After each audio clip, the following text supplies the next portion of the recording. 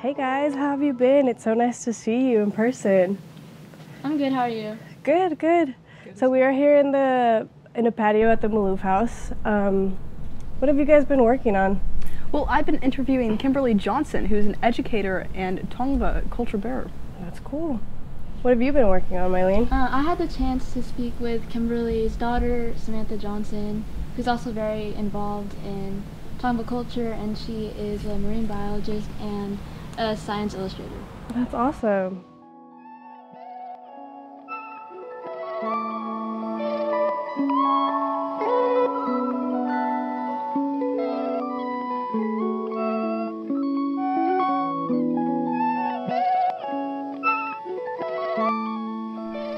Hey, hi. Hi, how are you? I'm good. What about yourself? I'm good today. It's such a beautiful day.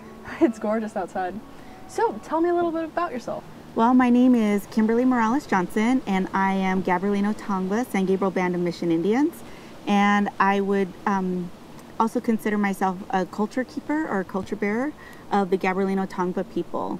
I feel very fortunate that I was able to learn from a lot of tribal elders before they passed on, and I'm here to share some of that knowledge with you. Well, thank you. And who did you learn from? I learned from my dear sweet auntie Barbara Drake, and also from Julia Bogany.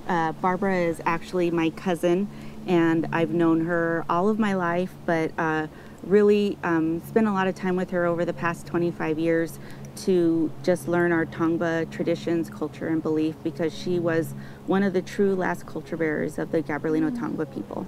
Nice. And tell me about growing up. What was your childhood like? So my dad was very active in our tribe, and it started with going to a lot of burial sites and different family events. My family was always involved with the San Gabriel Mission, with the various fiestas and different events that we had there. We most of the time on the weekends didn't get to spend a lot of time playing ball or those type of things. We had to go to different events, family members' houses. My dad was he worked alongside the archaeologists as a most likely descendant. So when Los Angeles was being developed, they would come across Native American remains, and my dad would go to ensure that they were caring for those remains in a respectful way. And as I understand it, you work in education? I do. So after spending so much time with Barbara and knowing that children really enjoy and they're so naturally curious, and so many things that Native American people do are so, I guess, scientifically based, that the children just really gravitate towards that. And as I was watching them and watching their eyes light up and figuring these things out, I thought, I want to do this every day. And so I became an elementary school teacher, and I currently work as a special ed teacher. Wow. Yeah. That's awesome. And how do you incorporate learning about the Tongva people with teaching? So I actually did some review on a few textbooks, but I also every year bring my display into some of these things here that you see into my classroom. And I always teach my kids basket weaving, because I believe that there is healing in, and it's kind of artistic to weave a basket and to really look at the textile, and so the kids really enjoy that. And speaking about the things on the table, why don't you tell me about them? Sure. So we just brought a few things today. We are underneath this beautiful oak tree, so I brought a grinding stone and the mono. So this is a mortar and pestle would have been used to grind acorns, and every family needed about 800 pounds of acorns to last them through the years. Once you have your acorns, you have to think we didn't have a refrigerator, so we had to put them somewhere, and we would put them into a granary basket, which is a natural insecticide plant, and so little vermits and critters couldn't get into our meal for the next year. I also brought a cooking stick. And so this stick, it seems so silly to people that, I have such pride in the stick, but this stick was actually trained by an elder to grow in a very specific way. Wow. And it was tied as it was growing so that we could get it in one loop.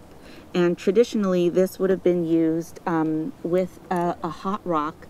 So the hot rock would have been next to the fire, or laid into this this loop, and then the acorn would have been into the pot, and this would have been so hot that it would have actually cooked the acorn, because we didn't have anything that we could cook over the stove with, and the basket would of course burn.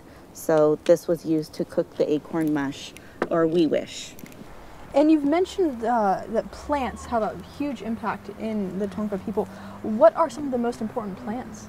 So I love this little plant right here. This is toyon, and this is what it looks like. The toothed leaves are here, and then these berries, they can be eaten, but they're really good for stomach ailments, and they're really high in vitamin C, and so these little berries are very, very important. Over here we have an elderberry plant, and these blossoms can be eaten. They're totally edible, but this is also elderberry here. Oh, wow. So these came from this. So when this is alive, it looks like this. There's going to be little dark berries that grow from this tree that can be eaten. They're a little bit sour, so a lot of times they're mold down. You might see elderberry now in a lot of pharmaceutical places, like our natural, holistic type stores, where they say elderberry is good for the common cold because they are really great for you. But it's also a natural blood thinner, so you have to be careful with it. So a lot of people don't know that this area used to be the land of the Tongva people. What would it look like before the colonization?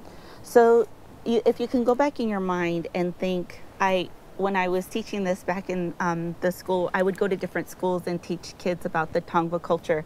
At the time, Survivor was a big program on TV, and I used to tell them, okay, imagine being on Survivor and you get off onto your land and you say, okay, what do I do next? Well, I know from my people and from what I've been told, we looked out at this land and we saw a pharmacy, a hardware store, and a grocery store. And so all of the plants and all of this land would have been used to our benefit, and we would have had a very reciprocal relationship with the land. And I don't believe we had things like climate change, and we didn't have things like these massive fires that we see today, because we lived in a very respectful relationship with the land. And I see some of that around here, up the closer we get to the land, but definitely development took a lot of that away.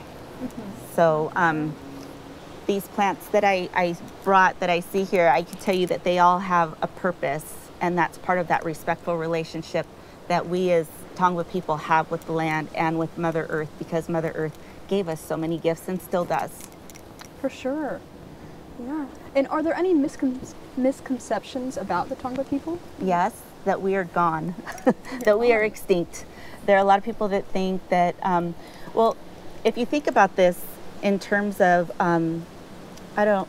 when the government sent agents out to Southern California, they were very specific on who they federally recognized, and they sent these agents out to do a count of Indian people. And so they would say, okay, well, in this area there's only 24, but in this area there's 3,000. But they would lie. They also did things like they would put bounties on our head. In 1850, the governor of California put a bounty on Native American heads for $17.50. The mayor of Los Angeles served as the mayor and the coroner, and he was paid for each dead Indian. So there were a lot of things in place that took us out. However, there were people that remained, and Fort Tejon Ranch had some Native Americans. So my family stayed around the San Gabriel mission, so the Gabrielinos around San Gabriel had a larger population. There were little families, communities all around the coast, all the way up to Santa Monica and down in Orange County. So we did survive. Some of us weren't out saying we were Tongva people because we were afraid, and you could imagine if there's a price on your head, you would be afraid to admit who you really are. But there were people who were still strong enough to keep it within their families, and I feel that I'm very fortunate to be a part of that, and that's why I feel that it's important for me to still do the work that I do so that I can continue some of this education. Yeah. Thank you so much for your time. Thank you. Later in the day, I had the pleasure to speak with Samantha Johnson. All first of all, I just want to know like a little bit more about yourself and what you do. Okay, well, these are from my time doing a science illustration at Cal State Monterey, and I've continued to be a science illustrator since then. But I graduated back in 2020, so I'm still pretty new out into the field. So these are my best pieces because I was able to really take the time to paint them. And they were all based off of prompts, but our instructors really gave us the space to do what we wanted with them. That's amazing. So I was really able to get creative with these, yeah. I actually wanted to start by talking about this one. It caught my eye. Yeah. So this one is called a trompe-l'oeil, which means to fool the eye. And so the prompt for this particular project was just to make it look as much like a photo as possible, and we could use whatever objects we wanted. And I wasn't really sure what to do for this one. I debated between a couple things because they do ask you to do something that is important to you.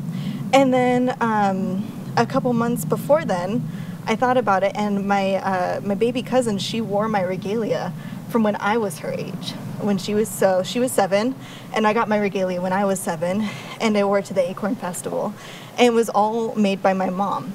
And so I thought, why not honor both my ancestry and the hard work that my mom put into this beautiful regalia by making it into a trompe-l'oeil. And I titled it Not Your Costume, which was kind of my tongue-in-cheek way to say that this is something sacred and beautiful, and it's not something to be taken advantage of. Because I had friends that I had lost because they weren't willing to respect my culture. And so this was my, my way of saying that this is really important to me, and this is a part of my family history. Thank you. I think it's super beautiful, and I love the way that you combined, you know, your art as well as like your culture together, and I really love it. Thank you. Thank you. And can you tell me a little bit about this one right here? Yeah, so this one is just a praying mantis on acrylic. I've always loved praying mantises. I love the diversity of them and the way that they can really connect people to smaller parts of nature. I think that people often forget about the small things in nature. And so mantises, butterflies, ladybugs, those are insects that people can relate to and enjoy looking at. And so I wanted to create something enjoyable. But also I love the ferocity of a mantis, because when a female mates, she rips her mate's head off. And I always thought that was so funny that that the female was so intense as a mantis. So that was my inspiration behind that piece. And it was just the prompt was just to do a small acrylic painting. I love it. Thank you. What is this one called? So this one is Wild Fields Under a Microscope. And at the very beginning of spring, we were prompted to just do a microhabitat. So I took that very seriously and very literally. So what I did is I went to the back of the class area where there was a big field, and I just shoveled a spoonful of earth that was just starting to sprout and put it underneath this microscope that we were given to look at things from closer lenses. And mostly they're made for looking at smaller insects, but I wanted to look at the small micro plants that were growing in the field that were going to turn in, some of them would turn into huge weeds and others would stay mossy and small and low to the ground, but they were all important and integrated into this piece. And so I drew it quite literally just from the microscope circle at, I believe, 10 times the, I don't remember. It's 10 times the scale. It was 10 times the scale than the dirt that you were looking at, just to show how exceptional every small part of plants and animals are. And so just to tie this back culturally, one thing that I think of when I think about my artwork is that my Auntie Barbara, who is now an ancestor, who was once my elder, she used the old way that we talked about plants and animals. So Tongva means the earth people. And then when you look at the Tongva word for plant and for animal, it doesn't mean plant, it means plant people, animal people. And so she would talk about how happy the bird people were in her trees when the figs were ripe, and how the little ant people were bothering her in the refrigerator, and how they were raiding her cabinets. But they were always people. And so just like she's my ancestor, these plants are also my ancestors, where I can learn things from them. And we learn so many things through nature, through science, and also through culture, that I think that a lot of plants are taken advantage of despite all that they teach us. I think it's really cool how, like, with both of these pieces, you're taking like smaller things and really like focusing on it and like appreciating its beauty. And Yeah, so in my undergrad, I got a bachelor's in science, and I worked in a microbiology lab. And I think that's where I really got my first love of microbiology, because we learn so much from looking inward. I think that there's such a fascination with like looking macro, looking at, you know, giant planets and suns and galaxies, when really we can already learn so much from the little things that we have right here in our backyards. Yeah, would you say that this is kind of just like a big theme of like your art in general? I would say so, yes. It's a big theme of both my artwork and what I like to teach. I am currently working with the Bernard Field Station at Pitzer College, teaching 4th and 5th grade curriculum about environmental sciences for kids. And I think that one of my big things is that the unexceptional really is exceptional. I think a lot of people look at our environment and they just see these, you know, spindly looking brushes and these lighter looking leaves, and they don't think they're as interesting as the Amazon rainforest or, you know, the big forests in Maine with their big beautiful trees. But really the environment that we have here is just as exceptional as over there. And yet we don't admire it like we do with other places that have been seen more commonly in documentaries and things like that. Thank you for telling me so much about your art. I also like wanted to go like a little deeper like with your culture, if that's okay with you. Just my final question would be, you know, a lot of people are like unaware of, you know, the history of our region and like the people and the natives that used to live here. Like what would you tell them? The first thing I would tell them is Akweshem, we are here. I think that a lot of people think that we were eradicated by the Spaniards, and we almost were. And that's what's kind of painful, is that there's so many parts of our culture that have been lost thanks to the genocide that we experienced. But we were able to persevere and keep so much of it. And so I think that even if people can understand how we honor our plants and animals, how we honor our plant and animal ancestors, is something that can keep us here for longer. Thank you.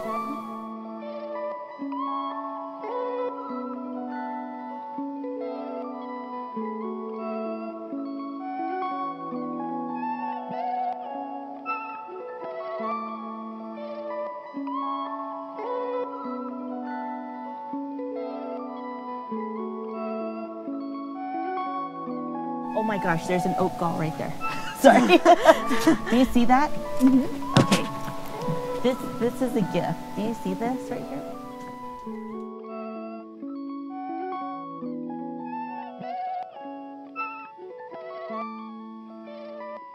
The inside of it looks like sponge, but those little holes are from a mosquito. And the mosquito drills his little way in there, and he lays his eggs and he keeps them safe. Thank you so much for your time today, guys. I know we really appreciate it. So, Sam, what was it like growing up learning about the Tongva people from your mom? It was honestly really cool. I loved going to the different events and meeting my family and seeing all these different things and trying new foods and just getting to experience a culture that I didn't know any of my other friends knew about, but that I knew was special. So I knew that I didn't have a lot of friends that were Native American that were my age, but to go to these events and see other kids my age and to see my aunties and uncles and talk to them, it felt like a very special family thing, and I'm really thankful for it. That sounds amazing. How important would you say place is to your people? I think place is everything for our people, because it gives, knowing that our people were here for thousands of years, there's a special generational feeling of home that I don't think other people may know, because as Samantha said, I know the oaks live here endemically. And I think that with teaching kids about our culture and about the plants around us, I think what's important is that we are teaching something that they are going to grow up around. Currently, I'm working to I'm catering towards Title IX schools. And these are kids that aren't really going to see the ocean until they're teenagers, possibly. And they live, right in Pomona or other places that have a problem with, lower income families. And so even just to teach them that the sage scrub environment around them is also special is something that's really beautiful to do. And so to teach it through my lens as a Tongva woman, not only to show that it's special, but that people lived here thousands of years ago that use these plants daily, and that there are people that are still here that are learning about them again after almost being wiped out, is something that I think is both really exciting for the student to learn, but also really exciting for me to teach. What's one thing that you would want the audience to leave off with? I think one thing I would really want to leave off with is that these plants are really exceptional and beautiful, and the nature around us is really exceptional and beautiful, and it has been honored here for thousands of years, and we are still honoring it today. I would say that everything that we know and everything that we're sharing today, we do in memory of our ancestors. We do it in memory of Barbara and Julie and my grandfather and my grandmother, because they worked towards these things for so long, and they really carry a lot of the story.